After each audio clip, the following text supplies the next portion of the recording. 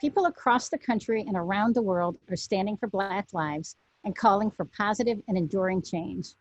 Universities, Fortune 500 companies, NASCAR, so many others. It's time for the US military, which has always prided itself on pioneering racial integration, to do the same. My organization, Blue Star Families, exists to support military families in ways that strengthen local communities. When my colleagues and I first started this work back in 2009, we conducted surveys to identify the challenges faced by modern military families. Among our findings, we saw high rates of depression and anxiety and other challenging mental health outcomes in service members and spouses and military children. And I found myself asking, why? Why are we having these challenges? Because in many ways, we are an advantaged population. We are more educated than our civilian counterparts, more likely to be married, someone in the family has a job. We have healthcare, we have housing. With so many physiological and safety needs met, why were military families experiencing such high rates of depression and anxiety? And what we came to understand had in part to do with a defining element of the military lifestyle, which is the repeated moves, the repeated breaking of community, the isolation that can set in. Blue Star Families has since worked hard to build a sense of community for military families through our social programming, partnerships, and advocacy. Our research and the research of others has shown that in order to thrive, people need to feel a sense of belonging.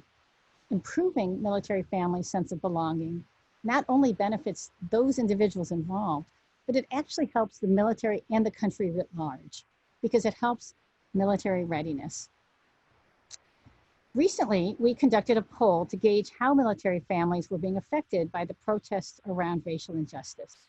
We quickly received nearly 1,500 responses to our poll, the vast majority of which were from active duty and veteran families, and our findings showed that many Black families were feeling vulnerable to feeling isolated within the communities in which they live. As one military spouse told us, I work full time, I'm the Black mother of 2 Black boys, my husband is an active duty officer, we move again in less than a month to a new neighborhood, and I am more fearful now than ever about whether the neighborhood will accept my boys and my family. The spouse's fear is real. No doubt, many Black Americans and Black military members may feel a lack of a sense of belonging to communities that have relics of the Confederacy on view, a Confederacy which fought to preserve their enslavement and oppression. This resonates with me as a Jewish mother and military spouse. I would struggle to feel a sense of belonging in a community where my neighbors decorated their windows and cars with swastika imagery or the flag of the Third Reich. I would feel anxious about relocating to an installation named after a Nazi general who fought for the oppression and extermination of families like mine. I would feel isolated, ignored, upset, and disrespected. We as a military community cannot build a sense of belonging if Black military families don't feel seen, heard, or respected. It's past time that the US military officially banned the display of the Confederate battle flag at military bases and rename installations in favor of generals who upheld their oath to support and defend the US Constitution.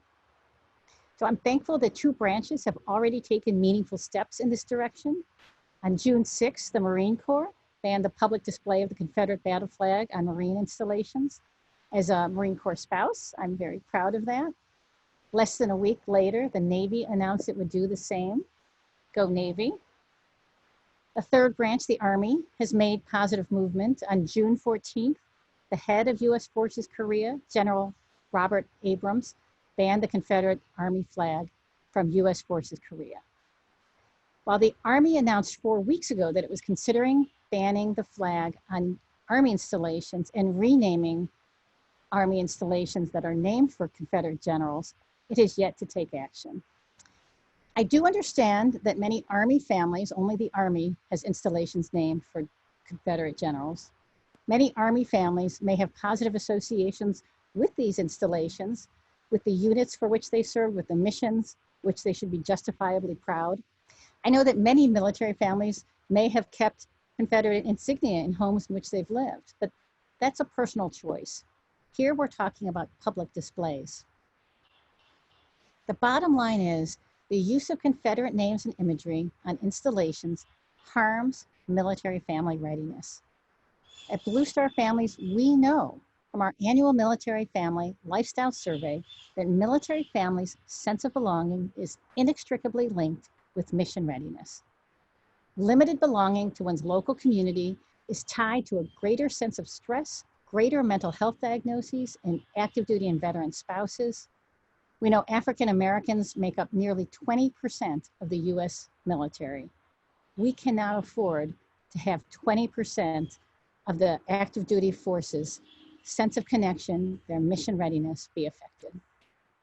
In order to cultivate military families' sense of belonging and safety in their communities, and thereby support mission readiness, the military will eventually need to go beyond symbolic changes. But for now, the least we can do as a military community is to remove what many of our members see as symbols of hate from their installation environments.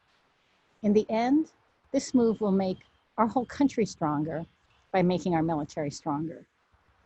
We think it's the right thing to do. We hope you support us. Thank you.